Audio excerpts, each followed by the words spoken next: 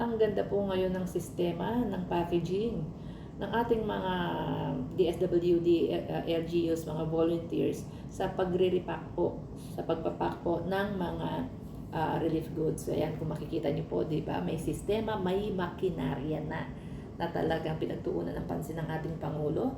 Kung maaalala po natin, after Marcos Sr. from Cory hanggang kay Duterte, minamanual po yan, yung pagkikilo ng bigas. Diba? Isa-isa po nire-repack sa plastic. Napapanood natin yan. Pero ngayon po, napakaganda po ng sistema. Gamit po ang makinarya. Mas pinabilis, mas pinaganda po. Nakakatuwang makita kasi nabawas po yung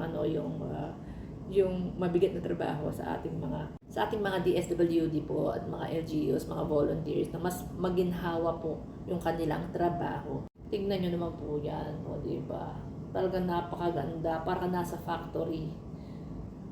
Dati po kapag may binagyo, kailangan pang mag-pack na po ng ating mga DSWD. Minsan ang naihahatid lamang is 5,000 bucks. Diba? Kulang na kulang pa po yung mga pinamimigay nila, hinihintay pa yung mga yung mga nagpapack po ng relief goods.